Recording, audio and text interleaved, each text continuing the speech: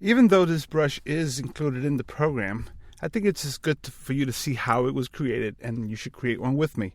That way you'll get an idea of how these brushes are created. Let's start a new file.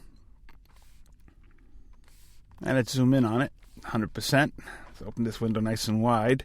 And I start off with my pen tool. I pretty much use the pen tool for all my drawing needs. And we're going to create a little tiny clump of grass. I'm going to click and I'm going to drag a handle out and come up and click and drag, which becomes an area of the blade of grass. Change direction to return on itself here. I'm going to option click on the point and pull out a new handle.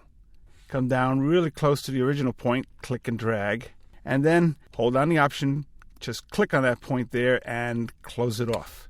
Now the beauty of these paths is that at any time I can go in there and adjust it if necessary, so I can tighten this up a little more if necessary and so on. Make it nice and clean like that. Now I'm going to create a second blade right next to it. This one's going to be almost vertical. Straight up, option click, bring it down, close it off, option click and close. Again, I can easily go in there and modify this if I need to. Now we'll create the last one, a third one on this side. And we'll give this one a nice little curl like that. And let's close it off.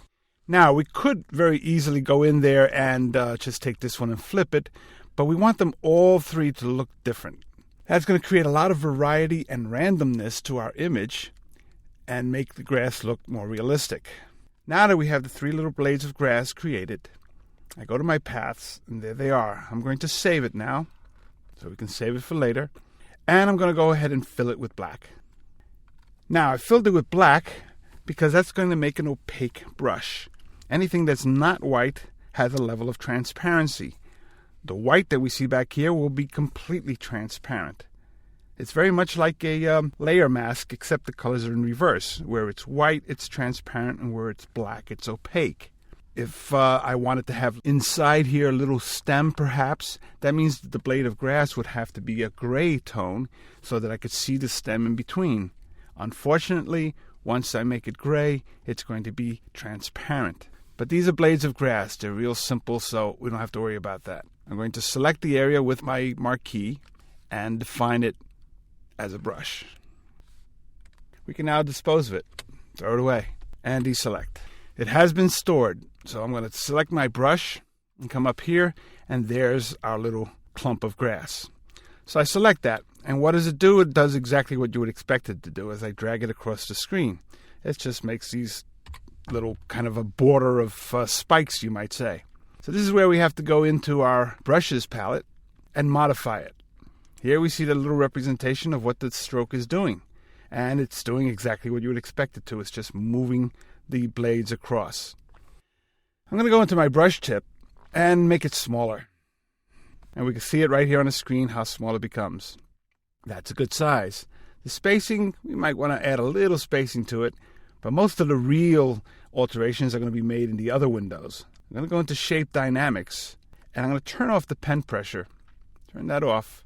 But I am going to push the size jitter to 100%. That means that along the way, each time it places a brush tip, the brush tip is going to be a different size. There's a little one right there, and a very big one right next to it. Now, some of the little ones can get as small as a single dot. So what I'm going to do is I'm going to bring my minimum diameter up a bit so that it's not going to get any smaller than 20% of the size of the brush. So that's going to make some nice little specks right in the back there.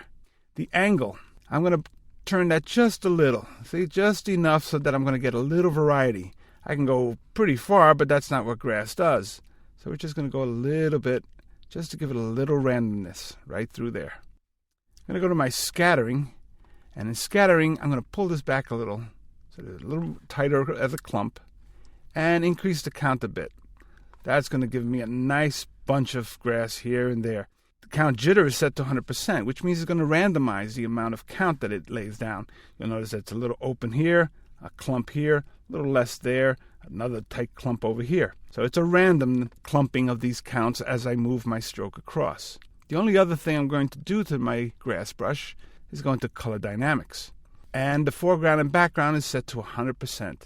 That means it's going to alternate between the foreground and background colors and give me a nice range for each brush tip based on those two particular colors. Pushing the hue jitter slightly up is going to introduce some additional tones in there. Don't want to push it up too high because then it's going to introduce unwanted colors like reds and purples that you might not want in your grass. Saturation can be played with.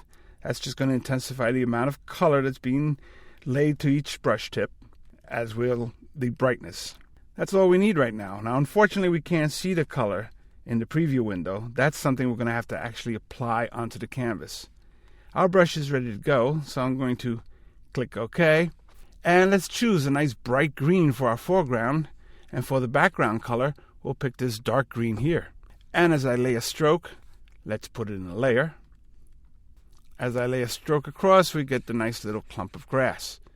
Now you might want to, at this point, change to a much darker green. And another layer behind this, fill in some of those dark areas with the darker grass, and you get a nice body of grass right through the area. The colors that you use are going to determine the type of grass that it is. In the case of my painting here, it's dunes, which are kind of dry. So instead of using bright greens, I used very muted greens and different tones of beige to create the grass. The sense of depth that we have here is caused by the size of the brush. Here I work with a certain size, a smaller size, and a very small size way in the background.